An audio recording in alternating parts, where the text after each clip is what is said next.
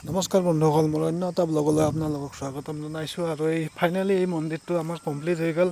এতিয়া আমি বেলেগ কাম কৰি আছোঁ, মানে কি কাষতে এটা গাড়ী থোৱাৰ কাৰণে দুটা ৰুমৰ ঘৰ এটা বনাই আছোঁ। আৰু মন্দিৰটোৰ ডিজাইনটো চাই লওক, কি ধুনীয়া দেখা হৈছে। ভিডিঅ'ত কিমানখিনি কি দেখিছে নাজানো, আপোনালোকৰ চাওক কি এটা সুন্দৰ দেখাইছে। ওপৰৰ ফালে তিনিটা কলহ দিয়া আছে, কলহ তিনিটাৰ ওপৰত এটা ওম দিয়া আছে। আৰু চাইডটো হৈছে মালিকহঁতৰ ঘৰ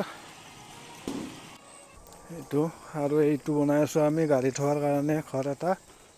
আৰু বেলেগ কামো চলি আছে। আৰু এনেকৈ আমি ভাত খাই আহি অলপমান টাইম বহিলোঁ। আৰু এইফালে চাই লওক, এইটো খুটা পুতাৰ কাৰণে বেলেগ ঘৰ এটা ৰেডি হৈ আছে। মানে খুটা চুটা এনেকৈ পুতা হৈ গ'ল। আৰু ইয়াতে ভাত খাই আহি বৰ্তমান ৰেষ্ট লৈ আছোঁ। আৰু বাকী আপোনালোক এইখন গাড়ী দুখন আমি মানে লৈ আহিছোঁ অলপ দূৰ হয়, গতিকে গাড়ী লৈ আহিছোঁ। এনে ওচৰত হ'লে চাইকেল লৈ আহোঁ। আৰু এইফালে আমাৰ ঢালাইৰ কাৰণে শিল ৰেডি হৈ আছে। আৰু এইফালে আমাৰ ভেটিটো চাই লওক, এইখিনি গাঁঠা আহিছে আৰু গাঁঠিব আছে।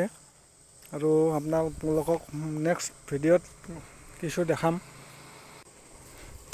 মানে ঘৰবিলাকৰ কামবিলাক কৰি আছোঁ, ডিজাইনবিলাক দিছোঁ। এইটো এটা ডিজাইন দিছোঁ এনেকৈ।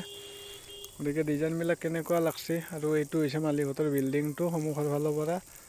বিল্ডিংটোৰ ডিজাইনটো কেনেকুৱা লাগি আছে, মানে ওপৰত এখন আৰু ঢালাৰ কাৰণে প্ৰভিজন আছে, সেইখন পিছত কৰিব। আৰু এই এটা ঘৰ চাই লওক, এইটো হৈছে বোম্বাই টাইপৰ ঘৰ। চাত ঢালা হৈ গৈছে গোটেই। এতিয়া আমি বাহিৰত চাজাৰ কাম কৰি আছোঁ। আৰু এই চাজাৰ পিছফালৰখিনি হৈ গ'ল, সন্মুখৰ এইখন আছে।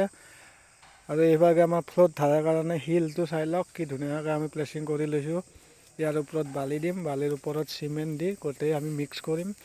মিক্স কৰি পানী চানী দি ইয়াক পূৰা ঢালাইটো দিয়া হ'ব। আজিলৈ ইমানখিনিয়ে, ধন্যবাদ।